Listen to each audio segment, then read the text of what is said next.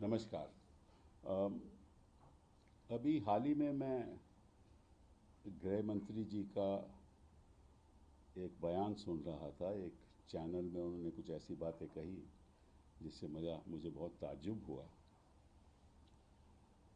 क्योंकि जो constitution amendment bill 111 और 113 अभी हाल ही में पार्लियामेंट में पेश हुआ, उसके बारे में उन्होंने कुछ कहा। और उन्होंने कहा कि हम तो नैतिकता के आधार पे इसको लाए हैं, और हम चाहते हैं कि जो ऐसे क्रिमिनल लोग हैं, आरोपी लोग हैं, जिनके खिलाफ एफआईआर दर्ज होती है और ऐसे अपराध के लिए दर्ज होती है जहां सज़ा 5 साल से ज़्यादा हो, तो निश्चित रूप से उनको अगर 30 दिन में हिरासत में रखेंगे तो 31 दिन में उनको इस्तीफ़ा देना पड़ेगा। और नैतिकता के आधार पे हम ये कानून लाए हैं, ये उन्होंने कहा। मुझे बड़ा ताज्जुब हुआ, क्योंकि नैतिकता के आधार पे तो उन्होंने कई सरकारें गिराई हैं। नैतिकता के आधार पे कई मंत्री जो पहले जिनके खिलाफ ये आरोप लगाते थे कि करोड़ों रुपए का उन्होंने धांधलेबाजी की है, वो अब इनके मंत्री हैं। नैतिकता के आधार पे जो कांग्रेस में थे, जिनके ऊपर आरोप थे, वो आज यहाँ बैठे हुए हैं। एनसीपी के लोगों के जिनके आरोप थे, वो यहाँ बैठे हुए हैं। तो मुझे तो बड़ा आश्चर्य होता है जब गृह मंत्री जी नैतिकता की बात करते हैं। चलिए जी, छोड़िए, तो अलग बात है। उन्होंने एक और बात कही कि अगर आपके खिलाफ कोई एविडेंस नहीं है तो निश्चित रूप से आपको तुरंत, जब आप जाओगे कोर्ट में, तो तुरंत 30 दिन के अंदर वो आपको रिहा कर देगी, बेल दे देगी। तो उसमें दिक्कत क्या है? अब मैंने पिछले कई मंत्रियों के, जिनको हिरासत में लिया गया, अरेस्ट किया गया, मैं आपको कुछ आंकड़े देना चाहता हूँ। मैं 2014 की बात कर रहा हूँ, और ये अमित शाह जी को मालूम होगा ज़रूर, क्योंकि उनको सब जानकारी रहती है। कौन कहाँ जाने वाला है, कौन कहाँ जा रहा है, कौन जहाँ जाने वाला होगा, ये सब उनको जानकारी रहती है। तो आप देखिए, ये देखिए आप, जितेंद्र तोमर, ये एक जेल रहे 1 साल 5 महीना 2015 में। हाँ, 2015 में। और आज हो गया 2025, 10 साल हो गए, अभी अंडर ट्रायल है। ये ट्रायल अभी खत्म नहीं हुआ, पता नहीं कितने और साल लगेंगे। फिर आइए मदन मित्रा, टीएमसी, 1 साल 9 महीने 2014 में गिरफ्तार हुए थे, अरेस्ट हुए थे, और बेल इनको 2016 में मिली, और आप हो गए 11 साल बाद ट्रायल हो रहा है। फिर आइए आप नवाब मलिक, एनसीपी, 18 महीने। ये हुआ, इनका अरेस्ट हुआ 2000 फरवरी 2022 को, जुलाई 2023 में बेल मिली, अंडर ट्रायल हैं। फिर आइए आप सत्येंद्र जैन, ये रहे 18 महीने अंदर, अरेस्ट हुए 2022 में, बेल मिली 2024, और अभी क्लोजर रिपोर्ट फाइल हुआ है। सीबीआई ने क्लोजर रिपोर्ट फाइल किया है कि कोई केस नहीं है इनके खिलाफ। तो ये बेचारे 18 महीने जेल में रहे, कोई केस इनका खिलाफ नहीं है, और अंडर ट्रायल कहते हैं, पीएमएलए में अंडर ट्रायल रहे हैं। सत्येंद्र जैन, वो मैंने बात कर दी। अब पार्था चैटर्जी, टीएमसी, 3 साल 3 साल जेल में रहे, 2022 में अरेस्ट हुए, अगस्त 2025 में बेल मिली, और अंडर ट्रायल। फिर आइए मनीष सिसोदिया साहब, डिप्टी चीफ मिनिस्टर, 17 महीने जेल में रहे, पीएमएलए के अंदर, फरवरी 2023 में, अभी अंडर ट्रायल। फिर आइए आप सेंथिल बालाजी, 15 महीने वो भी जेल में रहे, जून 2023 में, 15 महीने के बाद बेल मिली, अंडर ट्रायल। देन ज्योति प्रिया मलिक 14 महीने, अक्टूबर 2023 में अरेस्ट हुए और बेल मिली 2025, ये भी अंडर ट्रायल। हेमंत सोरेन 5 महीने जेल में रहे, केजरीवाल 6 महीने जेल में रहे, आलमगिरी आलम कांग्रेस 15 महीने जेल में रहे, अनिल देशमुख 14 महीने जेल में रहे, फरहाद हकीम 11 दिन रहे। ये तो ताज्जुब की बात है। फिर बाकी लोग, मैं उनकी भी आपको उनका ब्यौरा देना चाहता हूँ।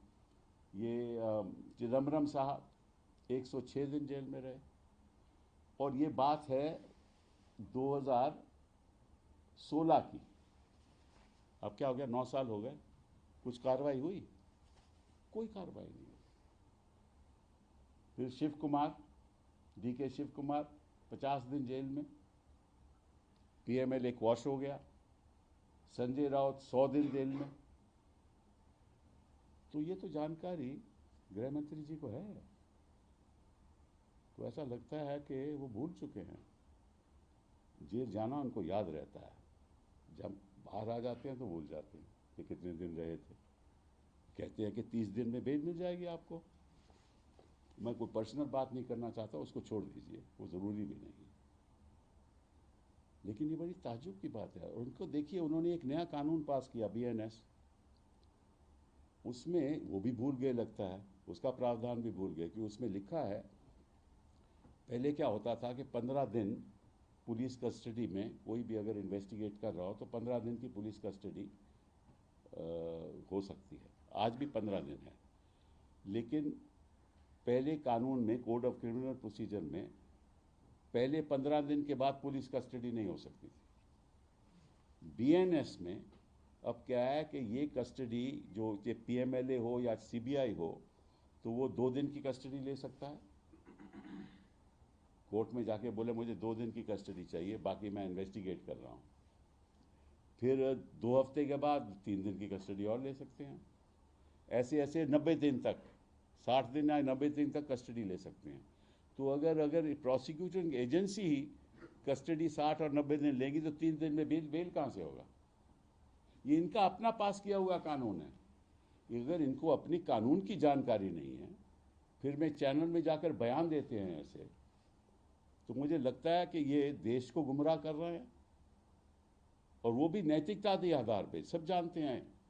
अब तो देखिए, रियलिटी तो ये है कि हिंदुस्तान की जनता जान चुकी है कि कितना लगाव है इनका नैतिकता के प्रति। तो मैं गृह मंत्री जी से कहूँगा कि ये जो कानून लाए हैं ना, ये केवल ऑपोजिशन के चीफ मिनिस्टर्स और मिनिस्टर के खिलाफ उनको हिरासत में लेकर ऑपोजिशन की सरकारों को डिस्टेबलाइज करना, यही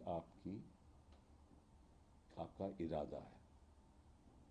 और ये नैतिकता की बात जो आप करते हो ना, ये छोड़ दो, क्योंकि इससे कोई फ़ायदा नहीं, कोई इससे प्रभावित नहीं होगा। साथ साथ में जनता को ये भी बता दो कि जहाँ जहाँ आपकी सरकारें हैं, चाहे वो केंद्र में हो, प्रदेश में हो, कोई एक मंत्री को आपने जेल में भेजा एक दिन के लिए भी? किसी के खिलाफ FIR होने दी? तो आप बात करते हो कि भाई हम क्रिमिनलाइजेशन को ख़त्म करना चाहते हैं, तो ज़रा अंदर भी झांक लो। जिस तरह से आप खुद सरकारें चला रहे हो, उसका भी ब्यौरा कर लो।